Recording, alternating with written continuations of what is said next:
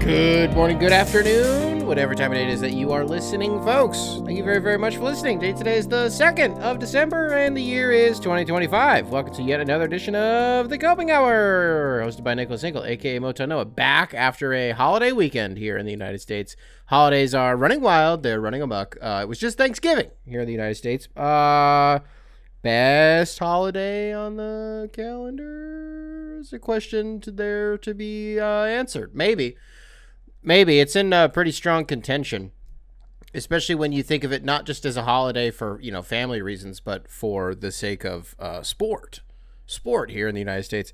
It was funny, just as a brief, I'm not going to do a whole post-mortem on the Thanksgiving that I had here at the house, do a whole autopsy on the Thanksgiving that we had here. But what I can tell you is that this is the second year in a row, and the second year in either mine or my girlfriend's life, that we've hosted on Thanksgiving, that we had people come over to our house for Thanksgiving. Well, this year, I took a little bit of a liberty. I did something that I would never otherwise do, but I was comfortable in my environment. I was comfortable with the people that were at the crib. And so I said, fuck it, this is my house, which means that this is my TV, and it means that it's my remote, and I control the remote, and only I control the remote, and nobody else gets to decide what's on. And that's how you end up. It's Thanksgiving and you're watching soccer in damn Mogadishu, son. I mean, they got the, was it the Conference League, the Europa League? I think it was the Conference. It was the Europa League, I think. They had games going on Thanksgiving. I go, this is crazy. I'm watching where was it? Istanbul? I don't know. I'm watching games happening in Europe. I'm like, these guys don't even know it's Thanksgiving. These guys don't even know what's going on. Had a good day. Had a good Thanksgiving. We did ham this year, no turkey. We just did ham, potatoes, mac and cheese stuff. And that got the whole thing, cranberry, got the whole 9 yards. I didn't eat the cranberry. I'm an adult. I don't eat cranberry. Ate a lot of olives. Super high sodium day for me. How many beers did I drink on Thanksgiving? None. One? I think I had a Heineken. I had a glass of red wine. I didn't break any damn record on Thanksgiving. No, nothing crazy. Had people over at the house. I got it, I don't know if this logic makes any sense, actually. I was going to say, is this Thanksgiving etiquette? Is this just like your house etiquette? I don't know how to frame what I'm about to say. But it does, to me, seem like more acceptable to get blackout drunk at somebody else's house than it would be your own. Does that make sense? I don't actually know if I believe that, by the way. I'm kind of saying it out loud to see if I believe it. Well, I don't know. When it comes out of my mouth, it doesn't sound like that bad of a take. If I have people over at my house and I'm saying, and I'm supplying everything, alcohol, I'm supplying everything, okay?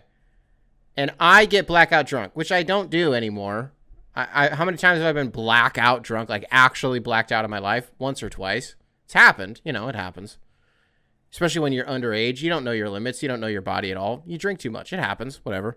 I couldn't tell you I could tell you exactly the exact day the last time that happened. I could tell you. Probably like 4 years ago. Yeah, it was a little over 4 years ago, right? Last time I blacked out. But it does seem like it would be more acceptable to do it at somebody else's house. Why do I feel that way? Well, I don't know. I just think you're a bad host if you invite people over and then you are too belligerent to keep being a host. I don't know. I guess it also depends. I mean, if these are your boys, it doesn't matter. I guess I'm sort of framing this from a Thanksgiving perspective. You're the host.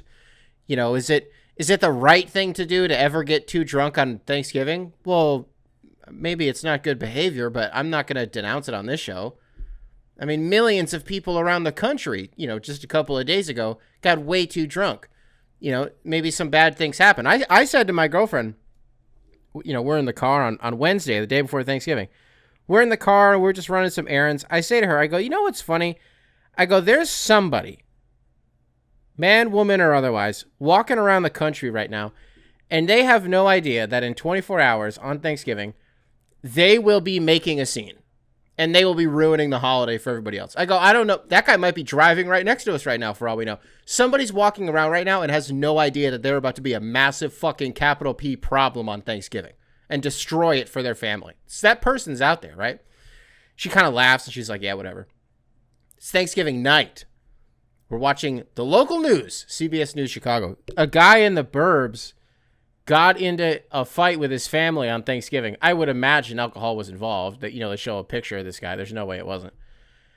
And gets into an argument with his family, and he leaves, and then he comes back like an hour later and burns his house down with everybody inside. I don't believe there were any fatalities. I believe everybody was able to evacuate. Burned his house down. Maddie and I looked at each other immediately. I said, there he is. I said, there's that son of a bitch. That is the exact guy that I was talking about. 24 hours earlier, you think that guy had any idea that within the next day he was going to get into a fight with his family on Thanksgiving and burn his house down? I don't think that guy knew. That doesn't seem like it's premeditated. That seems like an in-the-moment, like, crime of passion. You know what I mean? Destroying the vibes on Thanksgiving. Well, I got to tell you, maybe this is a funny way to start. I didn't really plan to do it this way. We did kind of get an email about this. Talk about etiquette, Thanksgiving etiquette. We got an email from Jamal. Jamal, frequent emailer into the show. I don't want to say it's never good. That's not what the problem is with Jamal's emails. There's a lot going on with him all the time, though. And so I really got to check myself if a lot of his emails, do I really want to go down this rabbit hole? Well, it just so happens that this one makes complete sense. copinghoursubs@gmail.com, spelled phonetically, email available in the description, wherever it is that you listen to this program. Subject line, am I an asshole? Little Thanksgiving holiday edition of Am I the Asshole, featuring Jamal. Jamal, welcome back to the show, brother. You said, my dad's girlfriend invited my girlfriend's family to Thanksgiving. My girlfriend's family won't be able to make it, but my girl's mom gave us wine to give to my mom. My mom didn't invite her to Thanksgiving, but she made it very clear that she wanted the wine to go to my mom, and we didn't want to correct her. So we could either give the wine to my mom, dad's girlfriend, or keep it. My mom doesn't really drink, but she would drink it. My dad's girlfriend is a millionaire, and she would probably just keep it in a cellar and not drink it. But, we're 19 and 20, so we can't legally get alcohol. So are we assholes if we keep it? Because it's also illegal for us to drive with it. We just realized it. Well, obviously it's illegal for you to fucking drive with it. Come on, bro. This is funny. First of all, I don't think the question here is, are you the asshole if you don't deliver it? I don't really think that's the question asked. I guess maybe you might be. The question is really just about etiquette. Is this the right thing to do? Well, I cannot in good faith and good conscience, on this show, drive you to this conclusion and enable you to underage drink. I can't do that on this show, and I cannot, platform the idea of that as if it's a good thing. I can't do that. What I will say to you, Jamal, is that yes, this is kind of one of those golden ticket moments in your youth when you want to drink, you want to consume alcohol, but you otherwise have no means to acquire it. And, every now and then the hand of God, the proverbial hand of God, will reach out from the heavens and hand you a bottle of, what is this? I guess if it was, I was going to say, make a joke, say barefoot wine. Well, I imagine if this was a gift, if the intent of this gesture was as a gift, it's probably not barefoot. What do you think this is, like Josh Cellars or something? It's a fine bottle. It's like a $15 bottle of wine, but it's still fine. It's like closer to real wine than like barefoot is. You know what I mean? So I listen, man. No, you're not the asshole, but I think, first of all, fourth of all, the story of who was supposed to get the wine and this sort of jumble, it doesn't really matter. I was just you kind of lost me a little bit on who was this. Not who was it coming from and who it was going to. A lot of in-between shit that kind of threw me off. The point of what you're asking here is, should we keep it? Well, really the question that you have to ask yourself here is, what are the odds that this comes back around? So if it was your girlfriend's mom that wants to, give out a bottle of wine to somebody, somebody's got to take this bottle of wine. Whoever it's supposed to be. Your mom, right? Whoever it's supposed to be. Well, what are the odds that your girlfriend's mom, at some point down the line brings it up to whoever was supposed to originally get this bottle of wine? Let's say, for instance, that it was a bottle of Josh Cellars. If person X says to person Z, the person who was supposed to be the recipient of this wine, that was not you or your girlfriend, underage drinking, by the way, not a cop, but underage drinking, by the way. What are the odds that your girlfriend's mom says to whoever it is, hey, what'd you think of that bottle of wine? Because if the odds are even greater than what? 25%, a quarter chance is probably where I'd say, I don't know. I'd play those odds. There's a 25% chance that somebody finds out that you guys did this. Okay. I'm rolling those dice. It's a 75% success chance. Yeah, I'm taking that. Also, what are the odds that if what I'm suggesting here does happen, what are the odds that you guys face any repercussions whatsoever? What are the odds that any of the involved parties care that you guys did this? Again, other than it just like etiquette-wise being kind of rude that you swipe this bottle. But again, this is kind of what you do when you're a 19 or 20-year-old kid, is you sneak things that you're not supposed to have, and it just so happens in this instance and in millions and billions of other instances around the world throughout history, alcohol is kind of one of those things that it's like, well, if I accidentally my way into, a couple beers or a bottle of wine in this case, or a fifth of Tito's or something, well, maybe I'll keep my hands on this. I'm not so sure. I think this is perfectly fine behavior. I don't know that I'd endorse it. I don't know that I'd recommend this to any of our other underage, but this is how it goes. And this is, again, just kind of one of those holy grail moments that I think you'll look back. Wow, impressed. Wow, underage drinking. It's a fun time. It's a fun time, but I don't encourage it. And anybody who is not of a legal drinking age should not consume alcohol or nicotine for that matter. Was I reading or was I listening? I don't remember how I, stumbled across this information. But there was this whole theory out there that suggests that, how, you kids, you call them blinkers, these like weed pens that everybody's got. It's like not like real weed. It's just kind of like this like fake chemical that just kind of came out of nowhere, Well, there's a theory out there that the Chinese invented that to like make Americans dumb as fuck. It's just like break your brain because it's a bunch of like bullshit chemicals that like will get you high. It will get you really high, but it's a different high. You hit those weed pens versus hitting like actual flour. It's not the same thing at all. It's not the same thing at all. If anything, you just feel like more of a when you hit the actual pen. You know what I mean? Apparently, this is like chemical warfare. Was it Sean Ryan? Is that what I was hearing about this? There's no way it was him. There's no way he would have been talking about this. I guess he might have been. But if it was Sean Ryan, then I saw this in YouTube Shorts. And I don't think I saw this in YouTube Shorts. Could you imagine that? My algorithm is so fucked at this point that I am now getting fed. I'm getting fed short form content about the Chinese inventing fake weed pens that will, like gas station weed pens, essentially. You can also, at this point, maybe this is what I'm going to start going down a rabbit hole that I don't even care that much to go down, to be honest with you. Weed pens. Do I endorse those? If I don't endorse underage drinking, do I endorse weed pens? I mean, again, no, but yeah. I mean, I can't imagine what it would be like to live in it. My biggest fear, this is a real thing I've been thinking about a lot recently. What I was about to say, by the way, I was going to say, I can't imagine living in a state where weed isn't legal. I can't believe that that's like already the norm in my head, at least. My fear is that one day we're going to like revert back, which at this point, it's not that the genie's out of the bottle. The government could pretty easily, snap their fingers just like that. And boom, weed is now federally illegal again. No, I don't know. I get so scared about that happening, or at least it going dark in Illinois specifically. Cause I'm like, okay, let's say it happens in 2 years. Okay. Or 3 years, 2.5 years. Let's say that in 2.5 years, weed becomes federally illegal in the United States. And dog, I can't find a new guy as a 30-year-old. What the fuck? I don't have any friends anymore. I don't have any friends anymore. What do you mean I can't go to the store and buy weed? What do you mean I can't open my phone and go on GoPuff or like Dash Mart and just like get some 30 milligram gummies? What do you mean I can't do that? What do you mean I gotta have a guy? I'm 30. I can't do this. I'm not there yet. And then the question, so at that point, the question I have to ask myself earnestly, got to look in the mirror. So, Nick, you as a 27-and-a-half-year-old man, you're telling me that if weed was illegal today, that you would have a guy, you'd have a plug because you're not 30? No. No, that's not what I'm saying at all.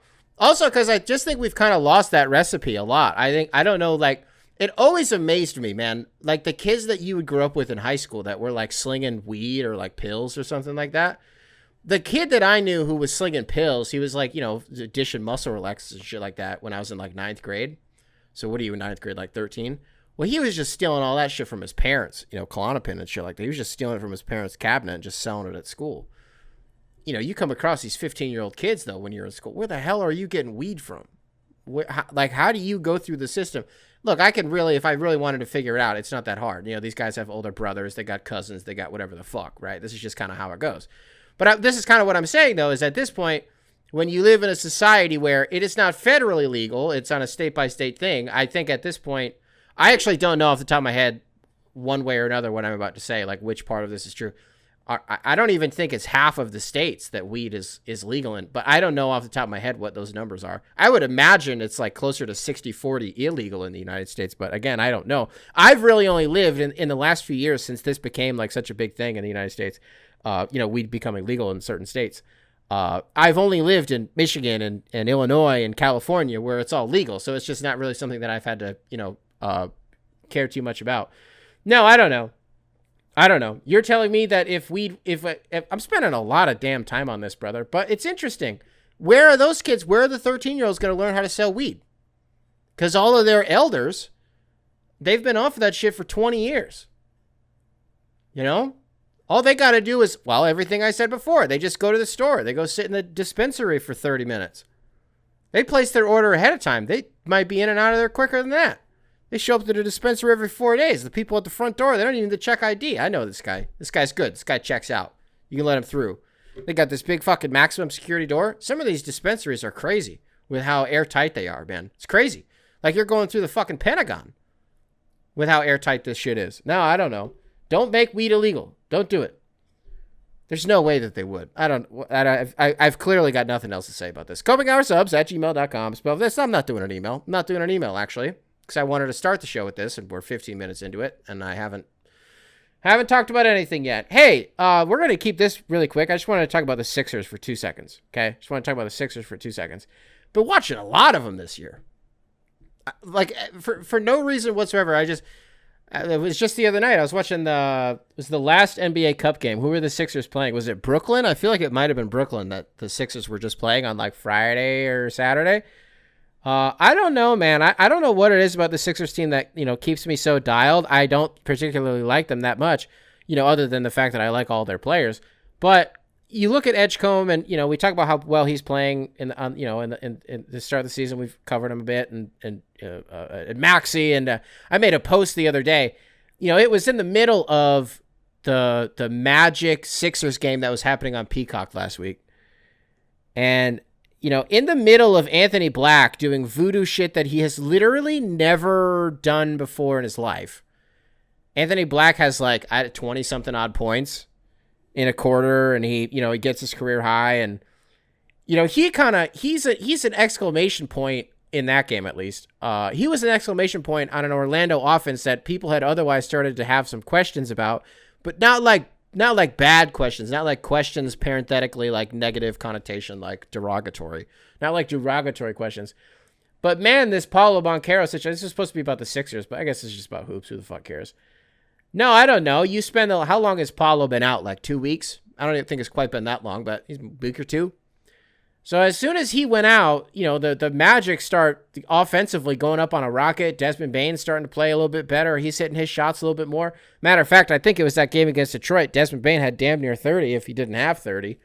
And so, this Orlando Magic team, wow, really special. Well, in the middle of the aforementioned Anthony Black voodoo show, man, Maxey, it wasn't that he did anything in particular, but I just really think Tyrese Maxey is just like one of those hoopers, man. Like there's a way that I frame this, and I was talking to my brother about it. Maybe I can try to pull this up really quick. But I just think like when it comes to Tyrese Maxey, like, and me calling him a hooper, I don't really know how to make this. I don't know how to make this classification. Like if I call him a KD level hooper, I'm not saying he hoops like KD. I'm just saying like aesthetically the way that he plays. I'm just like, you're such a tough and like fluid bucket. And I love watching you play, and I think you do it the right way. Like, that's when I call him a hooper-style KD, like, that's what I mean.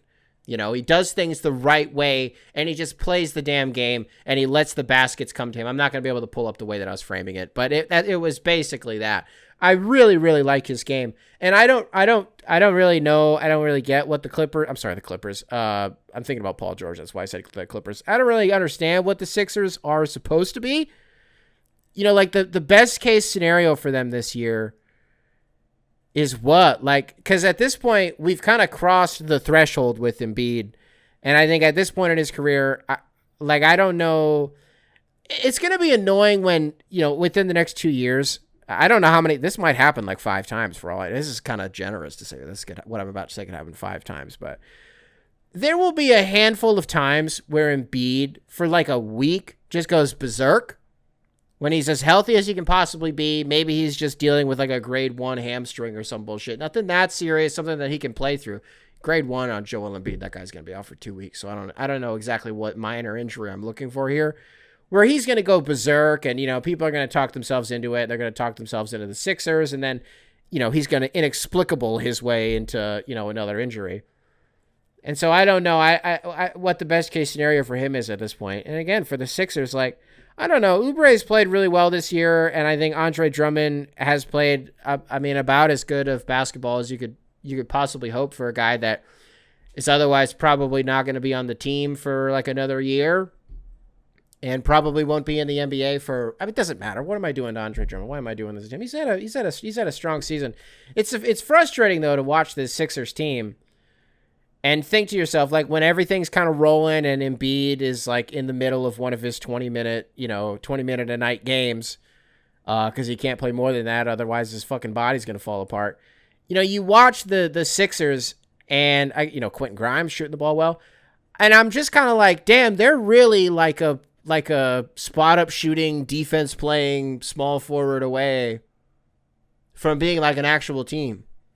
Because I don't think, like, obviously Paul George, but like I don't think obviously to call Paul George like a spot up shooter who plays defense. No. But what I mean is, like, I don't know. I just don't think. I really think they got their bases covered in terms of shot creation when it comes to Maxey and Edgecombe. I think Edgecombe right now, his only creation for the most part has just, not his only creation, but I think he's just thriving, putting the ball on the floor and going downhill. And if that's what he wants his game to be, at least for this, he shoots the ball really well too. He's a really good shooter, but Maxey, at least on the other hand, he kind of hipsy-do, put the ball on the string, put the ball in the hoop. He can do a lot of stuff where there's a lot of dimension to the way that he hoops. You know what I mean? And I just think if they had a guy like I know Sixer fans, they're not going to want to hear this. They're going to call damn human resources when they hear me say this, because of past traumas or whatever. But like, I really think a guy like the ideal version and the best case scenario of what Tobias Harris brings to a team, I really think would make a lot of sense on this Sixers team. I think like a sort of a lesser version of what I'm talking about is Duncan Robinson. I'm not trying to use like Pistons exclusive idea. Klay Thompson, there you go. How about that? Klay Thompson, I really think he would be good on this Sixers team. Although to be fair, I want to put a hand up. The last like 2 weeks, what was it, 2 weeks ago that Klay got benched? I don't know what he's been doing since then, to be honest. I don't know. I'm more locked in these last 2 weeks. I've seen more posts about what Klay Thompson is doing with Megan Thee Stallion than I have seen literally anything about anything that he's doing in any game. The last meaningful thing that I saw was when John Morant was like, "You're a bitch and I hate you and you suck at basketball." And everybody was like, "I don't know about this fight, big dog. Like, I don't know if this is the one that you want to take." Klay named his boat the SS Stallion. Happy for you, bro. Very cool. Everything else, though? No, don't know. Sixers, another guy. Because I'm just trying to think of guys that are on the trade market, really. Everybody's doing the Anthony Davis thing. Reports right now that the Bulls are actually thinking about it. They're at least, holding internal meetings thinking about the Anthony Davis thing. Would be pretty goddamn funny. I'll tell you that much. Bulls go after Anthony Davis. Especially because in the last 24 hours, as of me taping this, there's this report that comes out where the Bulls are like, we feel like we got our Tyrese Halliburton, and right now we're just trying to find our Pascal Siakam. The Indiana Pacers very famously, they trade for Tyrese Halliburton, and then like a year and a half later, 2.5 years later, I think it was a year and a half later, they push all their chips in the middle at the trade deadline, and they go get Pascal Siakam from Toronto. Damn good deal. Real good business by Indiana, right? And so the Bulls, they feel good about Josh Giddey. They got every reason to feel good about him this year. He's been real special for that Bulls team, for a franchise that otherwise for the last 30 years has kind of coasted on reputation and has had like 1.5 special players roll through there, right? The one being Derrick Rose and the half being DeMar DeRozan. And you know what? It would be funny to me if they went and got Anthony Davis. If that's who they think their Pascal Siakam is, King, AK, more power to you, brother.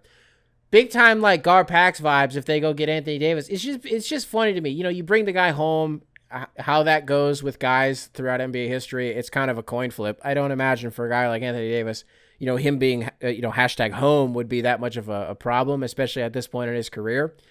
But I'm just kind of like, the ceiling on that for whoever trades for Anthony Davis, by the way, this is not exclusive to the Chicago Bulls. This is whoever trades for Anthony Davis. The ceiling is that you get 2 good years out of him. And of those 2 years, I feel like I'm repeating I swear to God, deja vu, we just talked about this.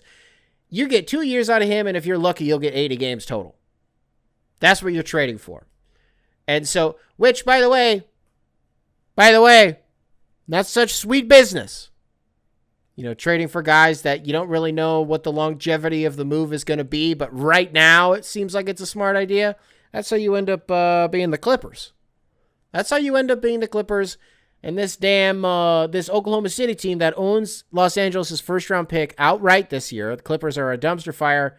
They own a pick swap next year. Quote comes out today that the league is quote, in a panic, unquote, over this Oklahoma City Thunder. Really? Now they're panicked? The histrionics that come with being an NBA fan. It's NBA media and its fans and the way that people talk about the game, and myself included sometimes. I'm not impervious to the criticism that I'm about to levy here. But it's so transparent and it's so easy to predict the way that people are going to, talk about certain shit. Cause there's no chance that Oklahoma City wins like fucking 5 titles in a row. Like, obviously that's not going to happen. They might win like 3 out of 5, honestly, but they're not going to win like 5 in a row. And it's just funny to just like think future tense, picture it's 2029. Oklahoma City has, even if they only have 1, bro, like the shit people are going to say, they're going to post screenshots of like the decades worth of first round picks that they had. And like, oh, well, it's crazy. They had a fucking dynasty. But people are going to shit on them if they only win like 2 championships, because they had such a, I don't want to call it a head start, but like they spent so many years kind of in the trenches. In reality, it didn't really take them that long to kind of, blow up when they really, officially started. But they have this war chest for years and years and years and years. And there's no clear indication that Sam Presti is really ever going to use any of that shit because he doesn't have to. And they're just going to make these picks or, kick the can down the road and trade them for, future seconds or whatever the fuck. But right now, right? But right now, as we're living through it, it's, this isn't fair, and the league's in a panic, and the NBA's got to do something about this. What the fuck do you want them to do? Like, what do you want the NBA to do about the Oklahoma City Thunder, like, pick situation? They've done great business. That's nobody's fault. That's nobody's fault, and if you really want to point fingers, you can point them at the Clippers, for doing bad business. And even then, I don't know. The list of things that the NBA, the fish that they've got to fry, you know what I mean? Right now, I don't know where this Oklahoma City has too many picks shit is on the list. I reckon it's pretty low. Number 1, I don't know, just doming this off the top of my head. Number 1, probably got to deal with these Italians running amok, running wild, the Italian mob. The Gambino family, these crime syndicates have infiltrated the NBA. They're infiltrating North American sports. And they've been caught with their hand in the cookie jar. Former coaches and, former players and current coaches. And, one of them is a current player or he's a former player, current coach. Indicted, kicked out of the league forever, you would imagine. That stinks so bad, man. I honestly, saying that out loud is the first time I've thought about it that way, that like Chauncey is just going to be ostracized from the NBA forever. What do you mean? Like forever? Like always. So like, I don't know, in 10 years or in 5 years, when the Pistons want 4 years, when the Pistons want to do a 25th anniversary of the going to work team, well, how the hell is Chauncey going to be there? He's in jail. He's going to be in jail. So what am I really mad about? There's not much to ostracize if you're just in jail, Skype him in from ADX Florence. Where's that guy going to be held? Is this a matter of like, you got to go to jail in the state that you committed the crime? Or is that just where he has to go to court? Well, what happens when this poker tour that they were on with these tables that were fucking X-ray, they had X-Men vision through the table and, This, that, and the other. What happens when they were on like a damn world tour with that? They go to The Hague? Are they going to send Chauncey Billups to The Hague? Where do they send him now? Got a lot of lawyers that listen to the show. So what happens? You commit crimes all over the country. Where do you go to court? The Hague. I think that's where they're going to send Chauncey Billups. And then they're going to say, you can't come back. You can't come back, Chauncey. You can't come back. So funny how the NBA works. I'm not the first person to make this joke. I'm not the last person to make the joke, and we'll continue to make it on this show. In the NBA, when it comes to domestic violence or sexual assault, you get one. You get one. You get to do it one time, whichever one. You get to pick one, throw a dart at a board. You either get to assault a woman sexually or physically or verbally. And then after you do it one time, it'll be a whole thing, and it's going to suck for you. But then after like a year or two, if that, honestly, once you settle in court, because that's how it always fucking goes, yeah, you can come back. You get one. But a motherfucker rigs one poker game, one. Or at this, again, at this rate, I'm also the one who's like, well, they were on a world tour. He only did one, but he also only did one. Yeah. Is this a false equivalency? I don't know what I'm doing here. Well, that's number one. That's problem number one if you're the NBA. That's where I was going with this. Problem number two, because at this point, you talk about the Clippers and them doing bad business with Oklahoma City. At what point, if you're the NBA, are you kind of like, hey, did people forget about the aspiration thing? Hey, there's a lot of stuff going on in the world right now, and in our league and otherwise in the world.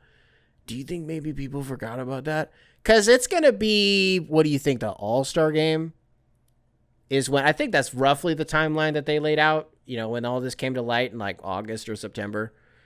They got all their private investigators like doing a bunch of due diligence. Even Pablo Torre, unless I've missed something, in the last couple of weeks, like hasn't really, unearthed that much about it, and it's kind of let it just like chill. He's also getting damn like countersued, but not countersued, just regular sued, #regular sued by Jordan Hudson, Belichick's betrothed. So lots going on there. No, I don't. So does the NBA still care about that? Well, no, they don't. No, they never did. Even before it was, clearly before it was made public, they did. But it just gets so confusing on like what the NBA cares about and what the NBA does not care about. What was it a couple years ago? Was it Kyle Lowry when he went to Miami? Wasn't that like super obvious tampering? And then I don't remember if they did anything about it, but it was like definitely tampering. And then when Lonzo went to the Bulls, they got in trouble for tampering too, right? So like, okay. But like, I don't remember the Lowry one specifically, but like, I think it was the same thing as what I'm about to say with Lonzo, but I know for a fact this happened with Lonzo, right? I remember this.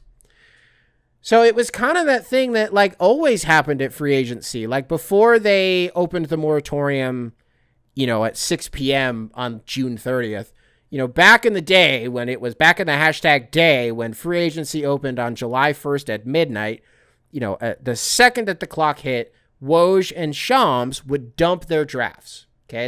They would each have like 5 or 6 tweets, chambered, ready to go, all about various players who have signed deals and inked their deals the minute that free agency opened. Well, the problem would be that sometimes it would be players that weren't re-signing with their team, but instead were jumping ship and going elsewhere.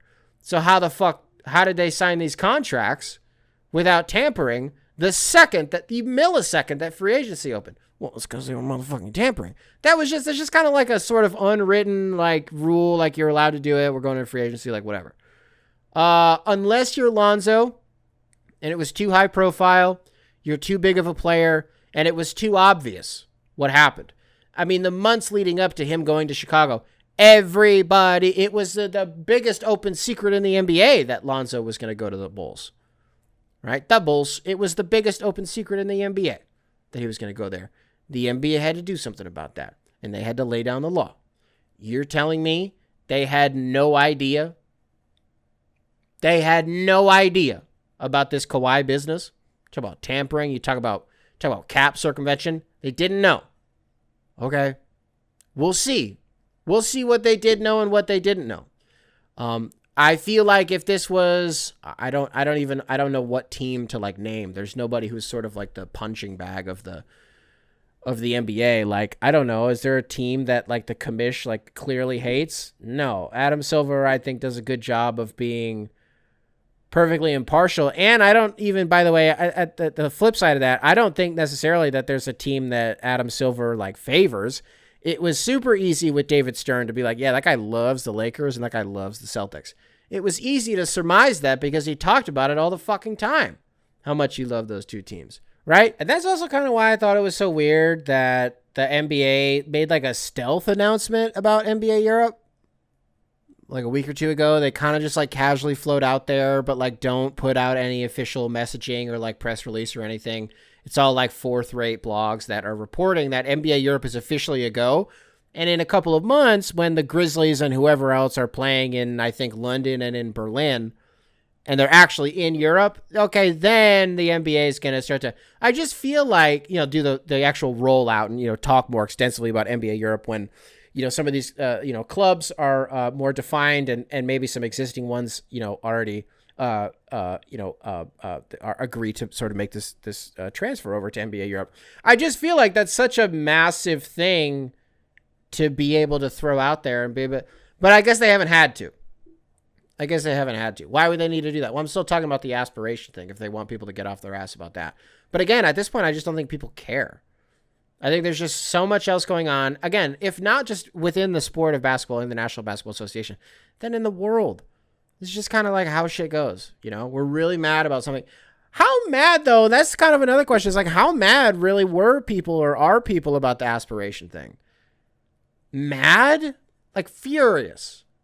I don't want to say nobody. A couple of you guys might be listening to this and, might be really fired up about the Clippers, cap circumvention and alleged cap circumvention. And, you want them to see justice. I think we all want them to see justice. I think we all want them to get punished for this, but like, you get what I'm saying? Like, this isn't the Astros and they cheated by using fucking technology and now they're the biggest villains in the history of the sport, since the damn Black Sox 100 years prior.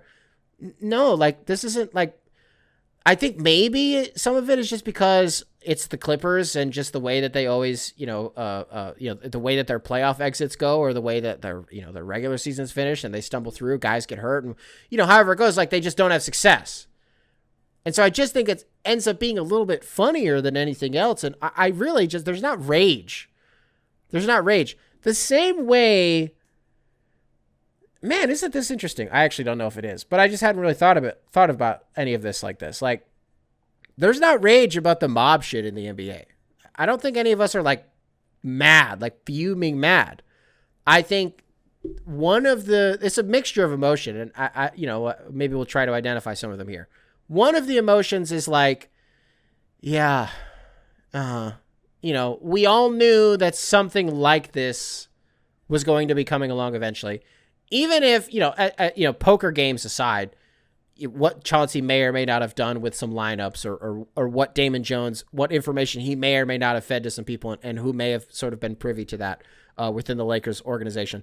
The gambling within the games. Like, clearly something, related to that happened here. You look at Jonte Porter, you look at Terry Rozier, you look at Malik Beasley. The latter two have not been cleared federally. Terry Rozier did end up also getting indicted. Malik Beasley did not. I think it's just kind of like, yeah, everybody collectively, whatever their favorite sport is, was expecting there to be a scandal of this kind in one of these major sports worldwide. And so that's kind of the first one. The first emotion is just like, like, yeah. So if you want to call that disappointment, that's not really the word I'd use for it. I think maybe that's a separate word. It's just the disappointment in these major networks and the leagues themselves for partnering as heavily as they do with all of these gambling partners. I think cozying up in bed to the extent that they have. I think people saw, again, coming from a mile away, that something like this was just sort of an inevitability. And so, no, I don't think people are mad. I think, cause what is supposed to happen now? Obviously we don't have that much information other than what was originally reported, and written in the indictments. Kash Patel goes up there and he talks about, okay, whatever. We talked about this on the show already. Well, Okay, you want guys to go to jail, but like, does the NBA not, there's no accountability from them at all? Is that how this is going to go? I'm not asking them to do it yet. It's entirely unreasonable, and that's not how this shit goes. I get that. Okay, 2 years down the line, and we have more resolution on what the fuck is going on here, right? What actually happened? Who was involved doing what? Whose hands got caught in what cookie jars, right? What's the accountability from the NBA? Well, I think most people are going to request very politely, hey, maybe you just fucking stop with all of the gambling. Stop it.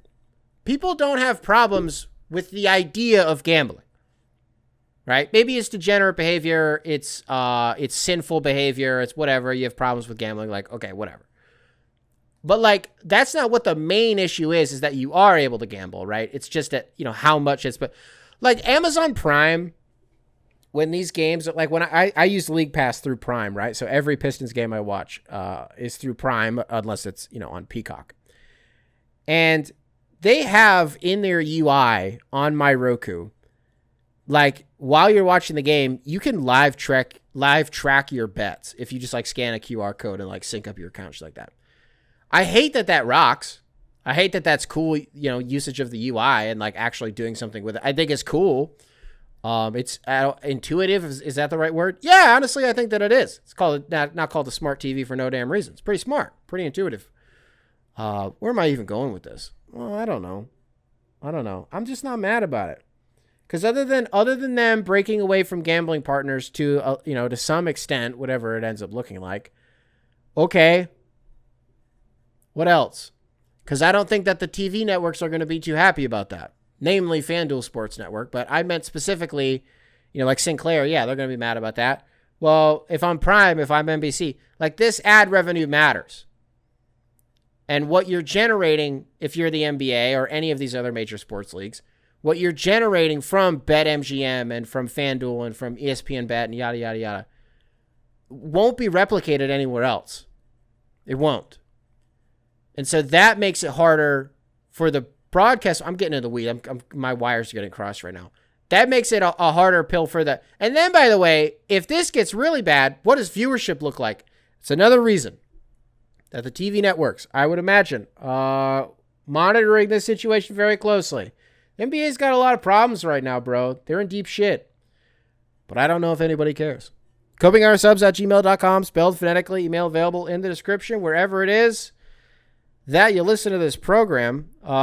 This one is kind of different. You guys want to hear about something bad that happened to a guy? Debuting a new segment. Something bad happened to this guy. This comes into us from Noah. Noah, welcome to the show, brother. Subject line, Eagles fan puts me in a headlock choke. America trip gone wrong? This is a fucking long email, by the way, so strap in. Guy came to America. He gives us his thoughts and his feelings on different cities that he was able to visit. We'll paste this email and we'll respond to it as we go. This is a long one, so strap in. Hey, Nick, longtime listener here, and I'm a couple days removed from arriving home from my 2.5-week holiday to America. I wanted to come on here and give my experience as an Australian who set the bar very high for the trip due to being engulfed in American media his whole entire life. I'm going to do this dot point form so I can get to... Yeah, right. Got you, brother. Los Angeles was so overrated. Public transport sucks, and everything is so spread out that it makes it hard to fully enjoy one area, knowing you have to spend shit tons of money on Ubers to get to another place. Yeah, let's break it right there, brother. Yeah, public transportation in Los Angeles does not exist. There's a train that if you want to go from downtown to Santa Monica, you can do that. And otherwise, it's kind of it. I never took the bus there. I never dared to take the bus there. Yeah, that is kind of how it goes. It's super spread out, but I guess I don't know what all you wanted to do. There's a lot to do, but like, I don't know if you want to, traffic out there too, especially. So, you get into a car with somebody, you're going 5 miles. You're in the car for fucking, not an hour and a half, but I mean, an hour and a half. You know what I mean? Like the amount of time that it would take me to go One time, instead of going like, okay, I don't know how to I don't know how to map this out, for people who aren't familiar with the topography of Los Angeles, but like, so you live in, if I lived and worked in Santa Monica, which is, the far west side. It's technically its own city, but like the far west side of Los Angeles, okay, right by the ocean. And when we would go to Laker games or Clipper games, which was downtown at Staples Center, right downtown in Los Angeles, it was easy to just get on the freeway. I don't need to do this whole fucking story. I really don't need to do this. It's not going to be worth it. It takes a long time to get anywhere. All right. And I'm bummed that you had to, it sucks. Let's get back to it. In saying that, the self-driving cars were cool and convenient, and my 2-game experience at the Intuit Dome was one of my best live experiences, as well as on the last day of my trip, getting to go watch the Rams versus Tampa Bay, and seeing Stafford have that unreal game really meant some shit to me as a longtime Lions fan. Very cool. Very, very cool for you to get to go like back-to-back to the Intuit Dome and to SoFi Stadium, which, by the way, are like right across the street from each other, both in Inglewood. Very, very cool experience for you. The Intuit Dome does look like, by the way, you said you were there for 2 games, 2-game experience. Yeah, 2-game experience at the Intuit Dome. So you spent, if we're being generous and you were at the stadium each game for like 3 hours. So you spent 6 hours getting your biometric data fucking harvested by Steve Ballmer and his parabolic microphones and his fucking heartbeat sensing seats. You've been farmed, friendo. No, I hope it was a cool stadium, though. SoFi, the coolest stadium I've ever been in. SoFi Stadium, where the Rams play and, well, where the Chargers play. Gorgeous. So gorgeous. So futuristic. Great location, too. Really, really pretty. I'm sorry you hated Los Angeles. That sucks. I don't want to spoil the email. In a little bit, he talks about New York and how it was like everything he wanted it to be. That was me with Los Angeles, man. My whole life, I wanted nothing more than to live there in Los Angeles specifically. And I don't really know where that comes from, but forever, as long as I can remember, that's where I wanted to be. And I don't know if some of that subconsciously comes from, when I was growing up, my mom, and she had been married before my dad, and when my brother and I were born, she was married. She was living in California, not Los Angeles, but she was living in Southern California on a military base, and that's where she had my sister. She's my half sister, but like she's been my real sister my whole life. Well, they lived in California for the first few years of my sister's life, and then obviously by the time I was born, my mom had remarried and lived in Michigan. And I don't know if subconsciously that's why I was just like, I'm supposed to be in California. And so when I finally got a chance to live there. When I tell you it was everything that I wanted it to be, I can't overstate or understate. It was everything that I wanted it to be. I'm bummed that you didn't like it, but your reasons made sense, to be honest. So let's keep going. New Orleans. New Orleans fucking rocked. We were only there for one night. The initial plan was to see LeBron before he retired, but that fucker got an old man back injury, preventing me from probably ever seeing him before he retires. The streets were super clean and everyone seemed so lively. The food there also fucking rocks. And this was where I tried Miller Lite for the first time. It tasted like a beer we have back home, so I enjoyed it. It's a real shame that their basketball team blows balls. Man, imagine that. Imagine being the bartender, the waitress that gives an Australian guy his first Miller Lite. That's like people always do the hypothetical where it's like, what would happen if you went back in time and the Pilgrims land on Plymouth Rock and the Native Americans hand fresh off of the Mayflower, Pilgrim, like a Code Red, just any flavor Mountain Dew. What happens to them? Well, you could give it to the Indians, to the Native American too. You could give it to him too. See what happens to him. It's kind of like that. You give an Australian a Miller Lite. I don't have anywhere else to go with that. Streets were clean in New Orleans. That seems surprising. Just seems surprising.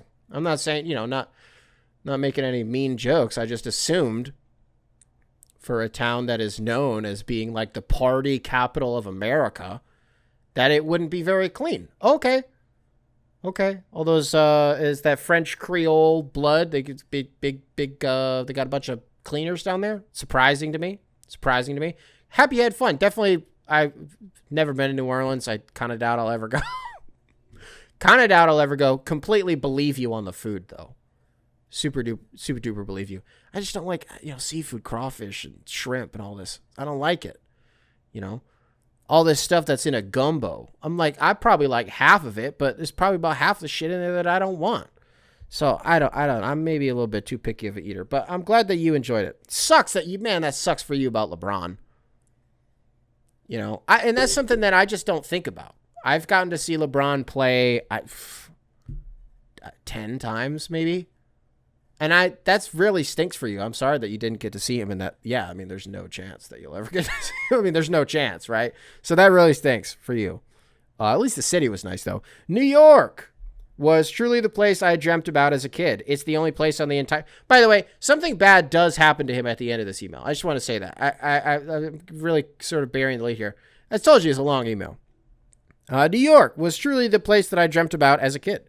It's the only place on the entire holiday where I felt like I could go back and it's still... there would still be more stuff to do. We were there for 6 days and not a second was wasted. It's so diverse and so easy to get around.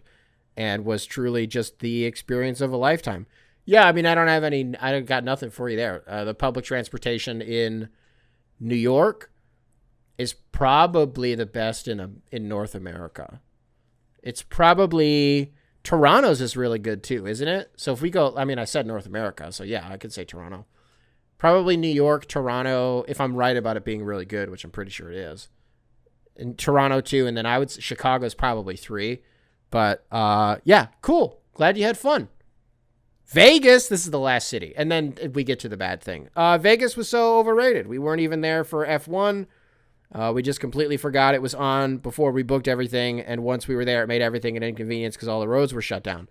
If you're not there for something specific at all, it is fucking casinos. And as a big gambler, even I got bored because there was no variation across the 10,000 casinos. I mean, how many ways are there to gamble, bro? A couple, but like you playing cards? Okay, we can set you up with some cards. You want to throw some dice? Okay, set you up, shoot some craps. Go got some tables for you. You want to pull some slot machines? Okay, got a lot of those. Pull some slot machines. You want to race virtual horses? Okay, yeah, I got that. We got a sports book in here too. What is that, 4 or 5 things that I just named? It's not that many different ways to gamble. You know, unless you were looking for one that, I mean, I can't smoke inside. Australians, cigarettes. Australians and cigarettes. Was he really looking for somewhere he could smoke inside? No, I don't think so. Australians and cigarettes. Maybe if I just keep saying it, it'll sound like it makes sense. I'm gonna Google this. What do you think the smoking rate is in Australia? I bet it's sub 30%. Smoking rate in Australia. Just seems like a country that's got a bunch of, I don't know how to say this. The adult smoking rate in Australia has declined significantly with approximately 8.3. Yeah. Bro. 8.3% of people aged 14 and over being daily smokers as of 2022, 2023. As of age 14? What the fuck? That seems a little... Look, I'm all for the age. I'm sorry. I'm all for the age of 14. No, I'm all for the idea of lowering the age to, for drinking alcohol and lowering the age for voting in the United States. No, I don't think so. I haven't seen a conclusive argument as to why we should reduce the age of voting to like 16. Other than, well, these are people too. Yeah, they're idiots. 16-year-old me with the right.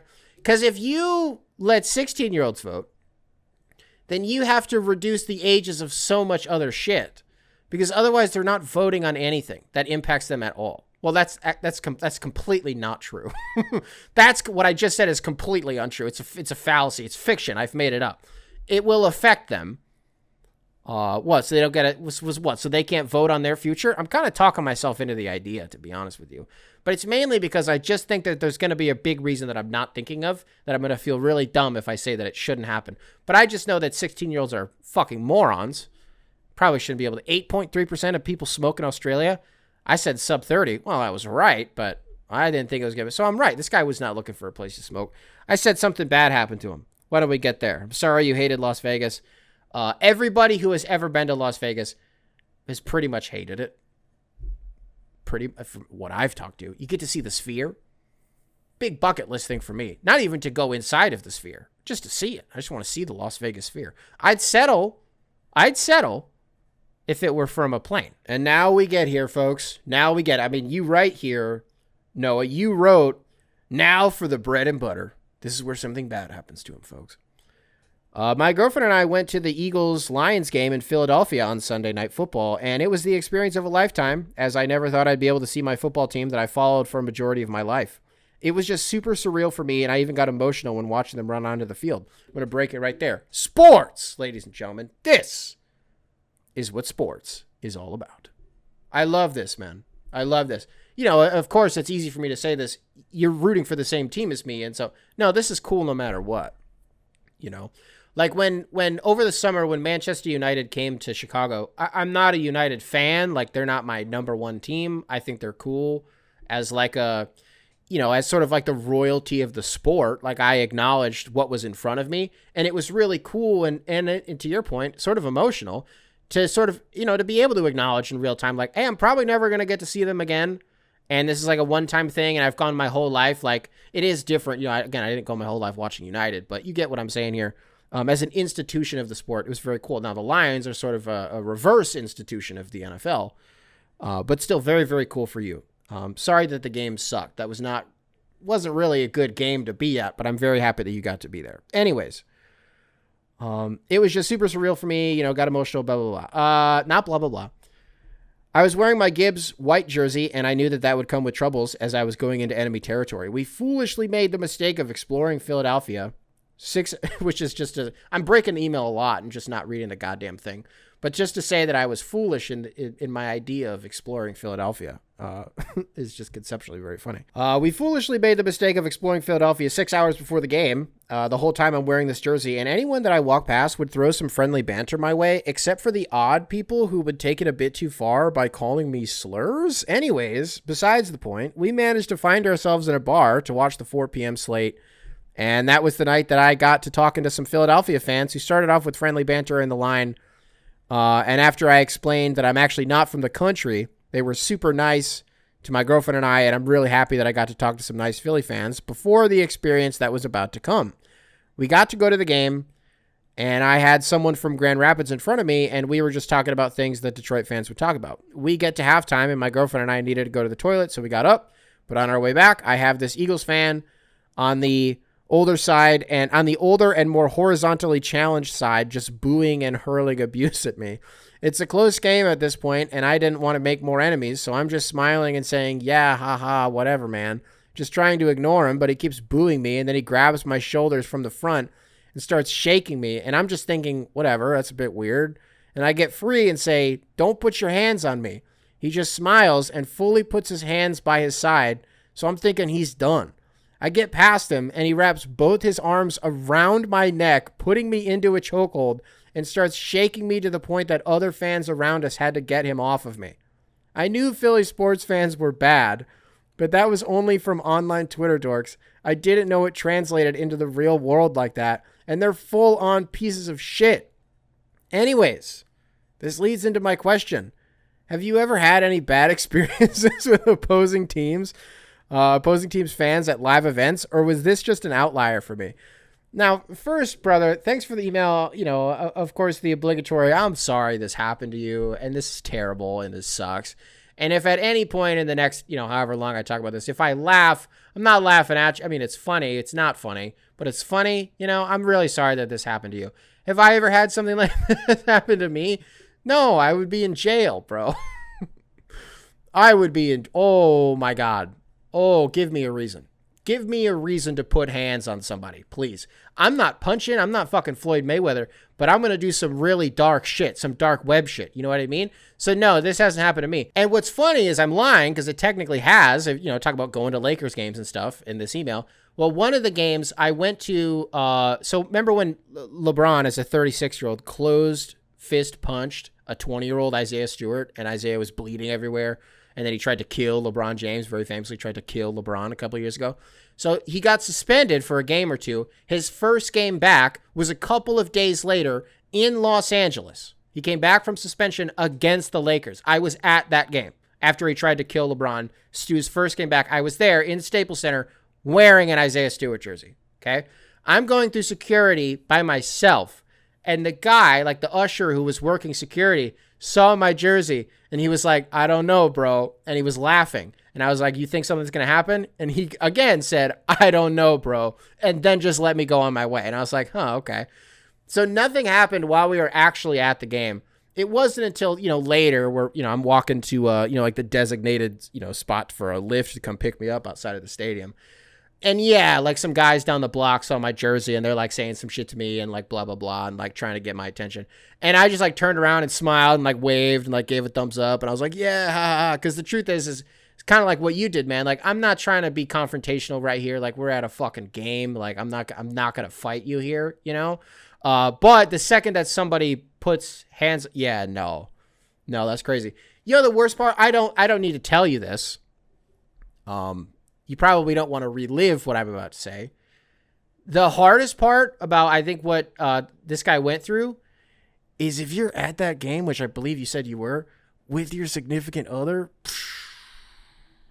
that's tough. That's tough.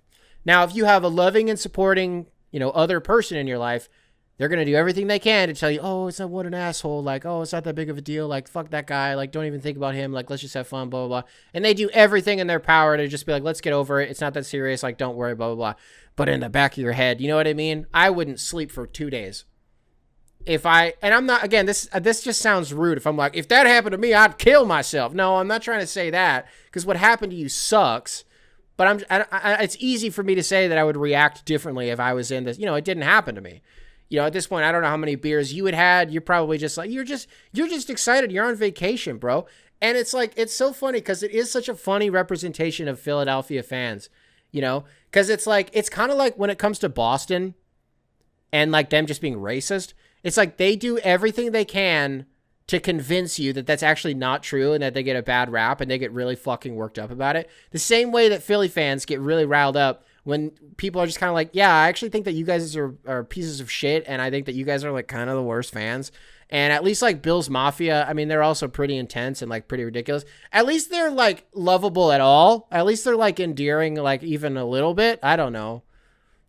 So it is like, again, it's not funny, but it is kind of like, oh, throw another log on the Philadelphia fire. A lot of Philly sports fans that listen to this show, I got to be honest with you, I'm not interested at all to hear sort of what the take here is about, because I'm not going to do another email about this, in defense of Philly sports fans. I don't want to hear it, to be honest. I don't want to hear it. Noah here doesn't want to hear it. Rather, no one, not just Noah, no one wants to hear in defense of Philly sports fans. If you boo Santa Claus, that's strike one. You eat horse shit literally horse shit after winning a championship. That's strike two. I'll take that strike off the board. I tapped my helmet. We took it to review. Did not paint the corner. It was fully outside. That's a ball. If you're eating literal poop after winning a championship, that's on some for the love of the game shit, and I can't hate that. I wouldn't do it. I wouldn't endorse the behavior, but I would endorse it if somebody else was doing it, to be honest with you, but I'm not going to be the one that does it. That's just like real fan shit. You know what I mean? So then where the fuck am I even going with this? What am I talking about? Strike three? Well, we're still on strike two for Philly sports fans. Greasing light poles. Yeah. I mean, if the city has to, get if city workers have to go around for every big game that the city plays in, however many major sports, you got to grease light poles because these fuckers are going to climb on top of them, take their shirts off, start dancing, take them down like they're field goal posts, throw them in a river. What would strike three be? So we're in a 1-2 count with Philly sports fans. What's another ball that I could throw for Philly sports fans if I want to give them some credit? I don't know that I admire them and their ability to reject mediocrity, I guess, like as abruptly as they do. They don't pussyfoot about it at all. Like as soon as they could be 15-0, and they don't convert on a 3rd and 7, and they're up 45-6, and they're getting booed. Like, do I admire that? I did say I admired it. I don't know if that's the word that I would use for it. What's the third strike? We got to strike Philly out here. We got to get them out of here. Fuck them. That's why. Strike 3. You're out. Because I said so. Actually, that ball that we said earlier, if you're eating shit after winning a championship, that makes you a good fan. It still does make you a good fan, and I still think it's true, but I'm actually going to call it a strike. And now Philly sports fans are out of here. Out of here. It's funny. He's talking in the email. He's like, yeah, we went to a Philly sports bar, and we were talking with Philly fans, and, once I told them that I wasn't from the country, bro, you're from Australia. All you had to say was like, good eye, mate. That's all you had to say. You telling me after one word, they couldn't hear how much space is in your Australian mouth compared to the average American mouth? And they could not surmise that you were maybe from a different part of the world?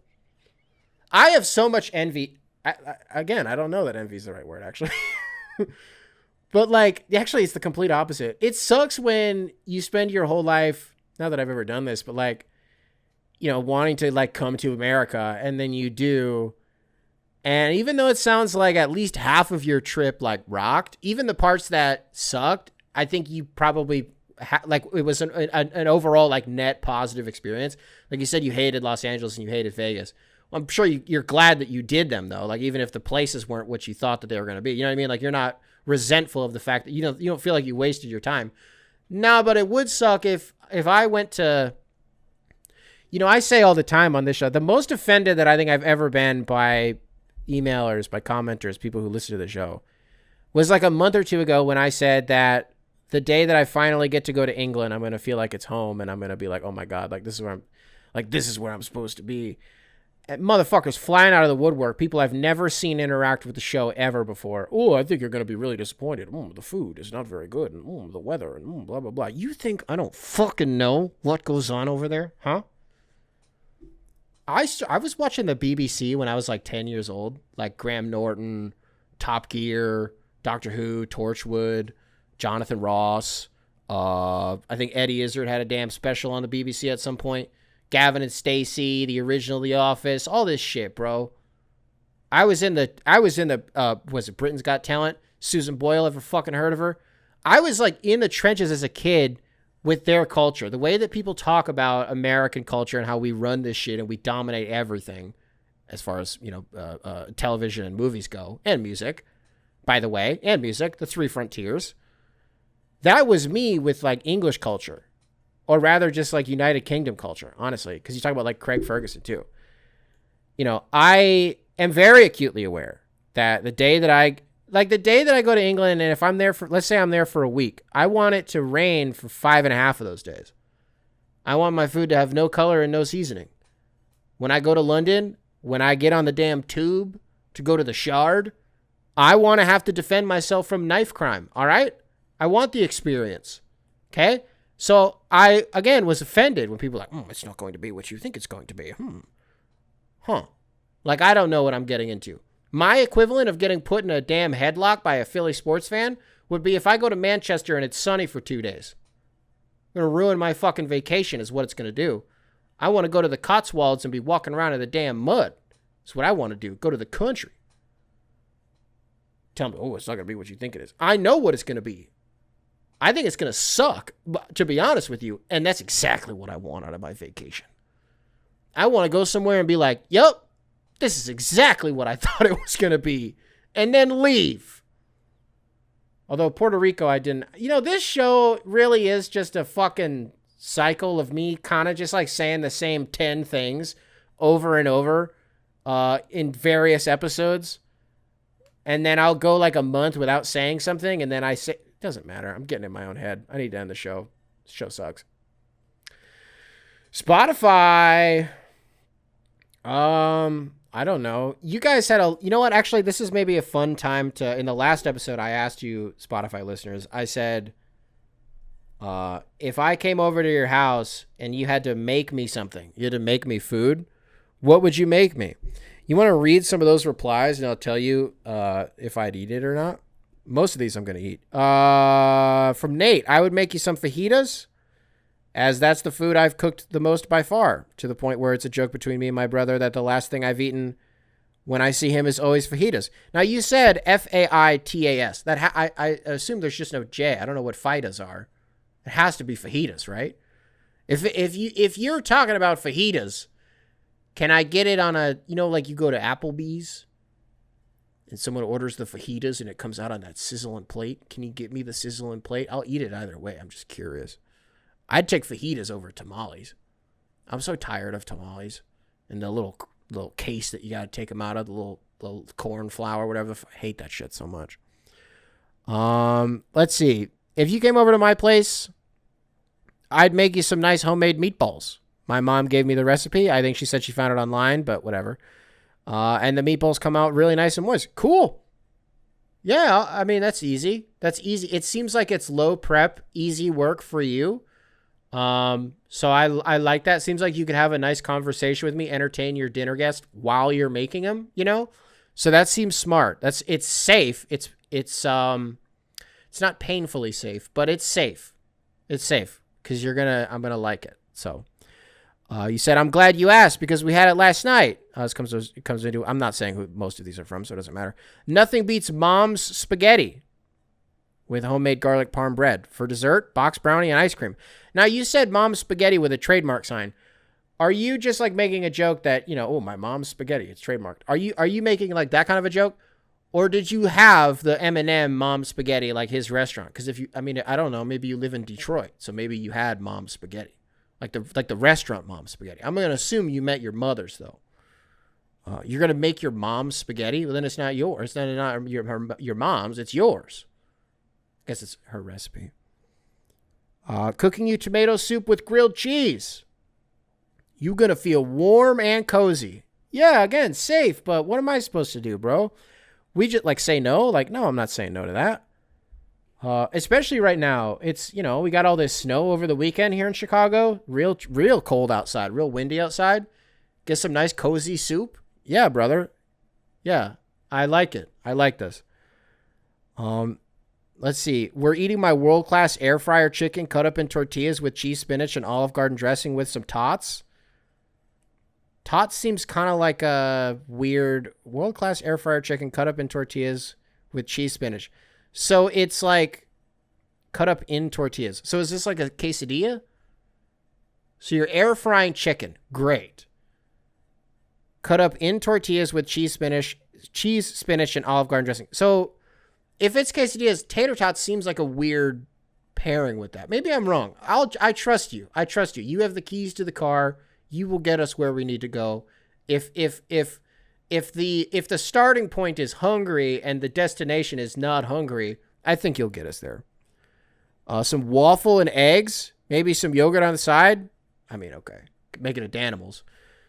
Okay, 2 more. There's a lot more actually. Pan-seared steak or baked chicken breast seasoned with salt, pepper, garlic, can of veggies like peas and rice-a-roni noodles, probably shells. Yeah, I mean, come on, bro. I mean, steak or chicken? Steak, 10 times out of 10. 9.5 times out of 10, I'm taking steak. But you catch me on that half day, I'll take some chicken. I like it. I'll probably pass on the peas, though. Probably pass on those. I'll take the steak. I mean, I'll eat it. You're making it. I'm not going to be rude. Go to meal at home, garlic and herb butter, New York strip with twice baked potato and buttered corn. There it is. Winner. Yep,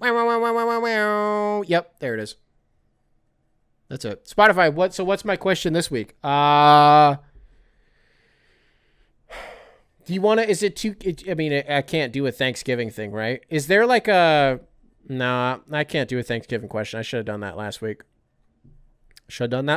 And I didn't do it because we recorded at the beginning of the week and I wasn't thinking about the fact that it was going to be Thanksgiving, despite the fact that I told you guys that there wasn't going to be an episode later in the week because of Thanksgiving. Okay, Apple Podcasts, what's up? Oh, no, that was a bad one. Apple Podcasts. What's up? If you're watching this on YouTube, be sure to leave a like, subscribe, nice little comment for the algorithm. Make sure to keep primary control in check. And I will catch you guys in the next one.